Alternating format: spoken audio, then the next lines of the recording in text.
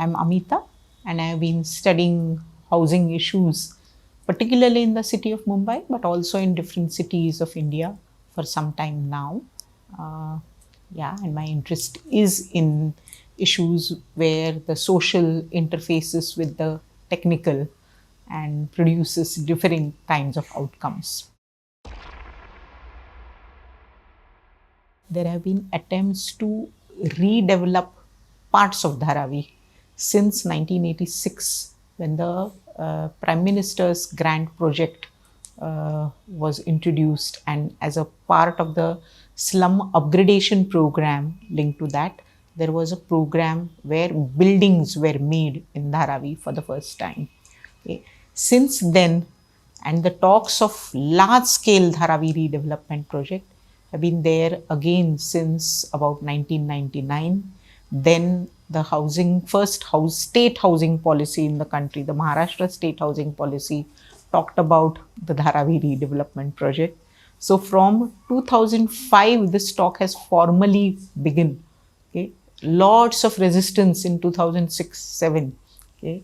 And today we are literally seeing like the third version, perhaps, of redeveloping Dharavi. Okay. So it's a area that one is constantly in the process of redeveloping, and imaginations of redevelopment have only scaled up from redeveloping a small locality to redeveloping at a building level, at a small locality level, to now then building and redeveloping a sector and dividing the entire Dharavi itself into 80 or so developmental sectors, to now thinking about redeveloping entire Dharavi. So I think one should look at it in terms of how imaginations have escalated. As a sociologist, perhaps I should also tell you ki, what does a successful redevelopment mean? Does this mean that the entire existing built up area or the built footprint of Dharavi will be removed and replaced by another kind of a built environment? Maybe there may be some success there. But on the other hand, if you look at the outcomes that it may have for all those people who are currently residing there, who are working there, the institutions which are also making their life there, I think it is a very difficult question to answer. And there are lots of uncertainties there. The entire slum redevelopment process in Mumbai itself has been a case of crony capitalism, which is where the circle of capitalists has actually become smaller and smaller as the entire economics of slum redevelopment has become bigger and bigger. Okay. So I see a lot of parallels, in fact, in the previous process in 2005-6, when the first international tenders for Dharavi redevelopment were called. Initially, there were about, I think, 16, 17, I may be mistaken about the numbers here, but 16, 17 bidders, which came down to 7 bidders. And then there was such a lot of lobbying, both for the selection of the bidder, but at the same time, it was accompanied by a very strong campaign to demonstrate how complex the entire Dharavi redevelopment project is. As a result, finally, it was at least reported in the media that there were only 2 bidders who were remaining, and none of those bidders actually submitted a final bid at all. Okay? And therefore, then it was decided that MHADA would itself take a lead and develop one of the sectors as a pilot. I think the Dharavi redevelopment project has been languishing ever since. If you look at the present project, I definitely see 2 aspects which are different. And one is that there seems to be a considerable political will that there has to be a financial and viability for that entire project. Okay? And obviously, there might be perhaps other considerations which may have also played out, but that I would say ability to enforce and see that a long term project which takes care of the several complexities which have been raised throughout the progression of Dharavi redevelopment. These may be issues of uh, firstly the aspirations of people who are uh, claiming to be eligible and uh, are eligible. Second, the complexities which may arise out of the fact that there are many people who are non-eligibles but who may still have some claims over housing. Third, the entire issue of livelihoods and extremely strong associations linked to some of those livelihoods. And the need to navigate across all of these stakes, and therefore the financial stakes becoming stronger. Perhaps all of those might have influenced these decisions. The first is the issue of illegality. I think fortunately, I think the government of Maharashtra has moved away from the language of illegality and it talks of eligibility and ineligibility. So all those people who are staying on the ground floor can show proof of residence prior to 2011 are considered eligible for rehabilitation. Okay. And I think the mezzanine floors, the entire people who may be staying on the rent, etc., are not eligible for rehabilitation. So I think this ineligibility for rehabilitation also, let me correct the numbers, it is not 50-50. In fact, the number of ineligibles may be far more, at least around 60 to 65% according to estimates. That's one. The second part of it is there are even more people who are working in Dharavi and who may whose presence is not there in any of the formal contracts also, even with people who are eligible occupants. For example, in the small, medium industries, there are lots of migrant workers who come to Dharavi on a much more seasonal basis. So they are currently completely invisible. So all of them except those who are eligible. So the eligible may get rewarded with a much better rehabilitation area than is being done in any of the other slum rehabilitation projects in the city currently. But on the other hand, there are going to be far more people who are going to be what the government says is it will not displace them. It will offer them rental housing at a particular decided rate. What that rate will be, we don't know yet.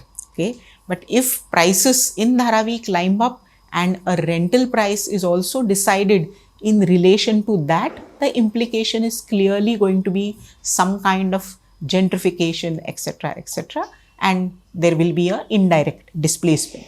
The third part is really linked to livelihoods. See, I think developers in the city or even planners in the city, architects in the city have learned how to rehabilitate or redevelop the residential part of a informal settlement. How to redevelop the working part of an informal settlement is a very big question. Should we recreate informal livelihoods? Is it possible to recreate a pottery industry in the premises of a residential building? Can that be scaled up and you create like a high scale ceramic kind of an industry from a pottery industry with the kind of capital, etc., that it requires? Are you going to be able to recreate a 13th compound which is full of recycling industries and which forms a very big chunk and has connections the country over in terms of selling its recycled, semi-recycled products? I think those are really the questions, because what happens to all of these livelihoods? And if those livelihoods are taken out of Dharavi, okay, what are Dharavi residents going to do? You will have bigger houses, but on the other hand, you would have lost your livelihoods.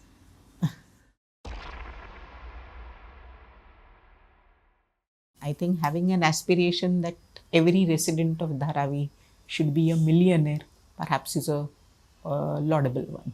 Okay, but who do we call a resident? The people who are eligible. Often I have seen that government officials equate the value of a built asset almost as the income of a person or income of a household. So, for example, we have several resettlement colonies built on the same principle of slum redevelopment. And even if the value of that tenement is around 10 lakh or so, it is. Okay? So, you are almost 1/10 of a billionaire, right?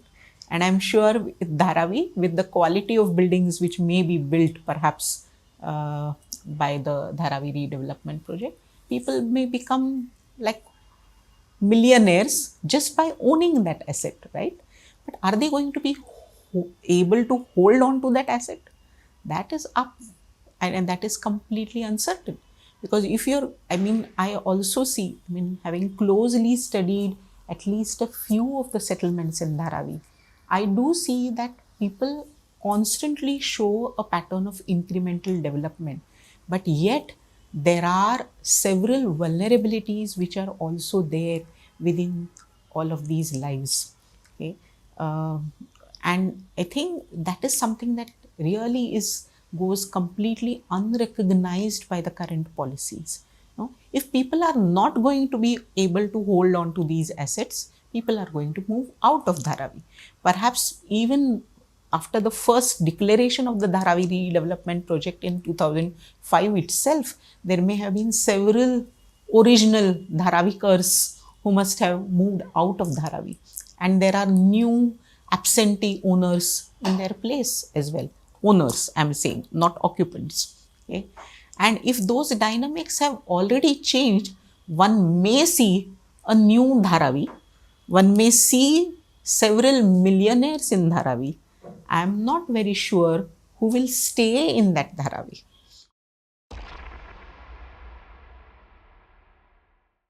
Very honestly, if I see the trajectory of slum redevelopment itself, beginning in 1991, I actually see that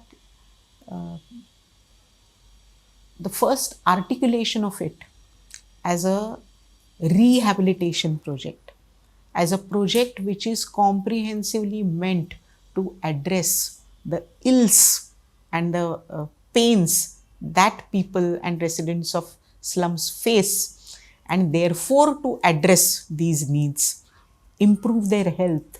Okay? All of these objectives have completely been diluted as the entire slum redevelopment schemes have escalated in the city. So today they have become re-housing projects, that too for a smaller section of people, because the numbers of ineligibles are far too higher, or there are other vulnerabilities because of which other people leave. So I think the point that one needs to ask again is, what is the objective of a housing project? Okay? Is the objective of a housing project to ensure really more sustainable housing, to give existing residents a better quality of life? Or is the objective or a strategic objective of a housing project basically to see that land in the city is used in a optimal manner from the economic point of view, right? And from that point of view, then Dharavi becomes this huge land value because of its proximity to Bandra Kurla complex. And perhaps people of small means then don't belong here at all. They should be better relegated to peripheries where they can afford things. Okay? So I think one needs to look through some of these kind of dimensions, because if land optimization is really the objective, then you need not look at the issues of whether there is a real sustainable housing, there is a better quality of life for existing residents. If there is a commitment to this objective of improving the life, then you would listen to people. Then there would be a facilitation which would be a equal balance of both listening to the developer agencies as well as listening into the people agencies.